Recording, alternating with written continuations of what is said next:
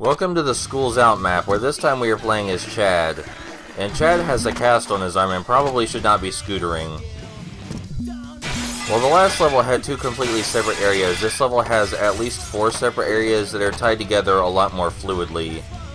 And we're not going to be getting all the wheels this time because I feel confident that I can show off everything interesting about this level without doing so. The easiest place to get the highest amount of points is right here in this, I don't know what the fuck you would call this, but here's where you can get the highest amount of points easily.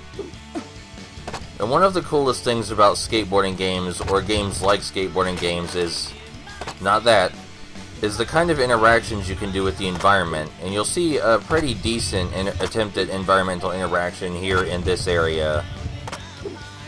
Oh, and I should mention, if you for some reason are interested in this game but think it looks kinda ugly, and that's a deal breaker for you, this game was ported to the Dreamcast and Nintendo 64, and those versions look a lot less ugly. The Nintendo 64 version is missing all the lyrics to the music, but the Dreamcast version is exactly the same as this one, just with smoother character models. Here's that small bit of environmental interaction I was talking about. Not a lot, but it's something. It's better than nothing, that's for sure. So, this version is the only one developed by Shaba Games, who were the original developers of this title. And the ports are developed by Titanium Studios, who did not appear to develop anything but ports of this game, which is kind of depressing. Alright, we managed to open the Clocktower, which is the final real level, before the secret, as the game puts it, extra challenges. And the Clocktower is definitely my favorite level in the game, which isn't saying much because there's only 3 of them, and none of them are necessarily bad, but it's certainly the most interesting, even if its entertainment factor only lasts for a very short period.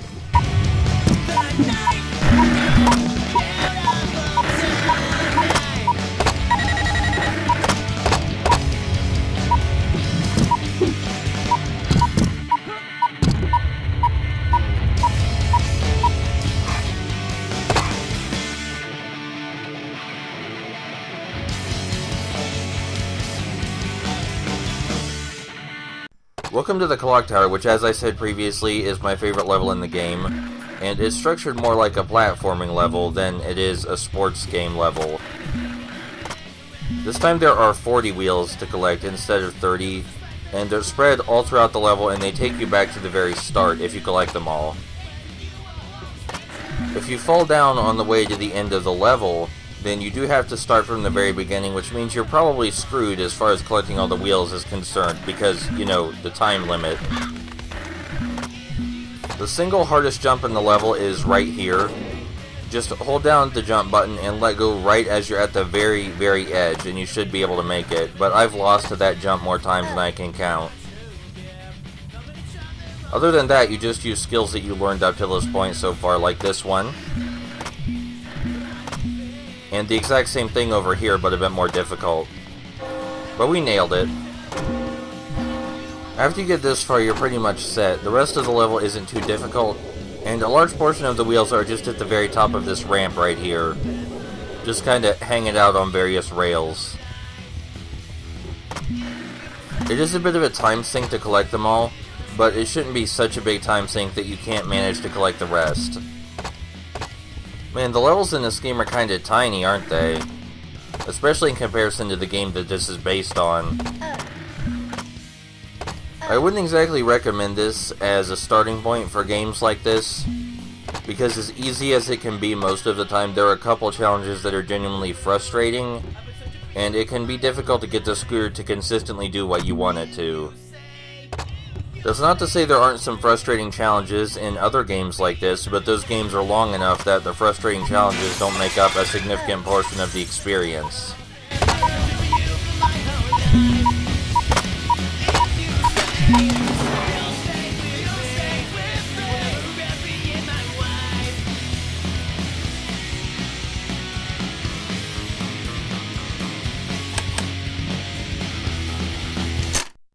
Now we need to get the max amount of points, which is fairly simple. We just ride our way toward the very end of the level, and when we get to the top of that ramp after the Clocktower, where most of the wheels were located at, we can just do tricks there over and over. And after we complete this level, we unlock one of the secret, as the game puts it, challenge areas.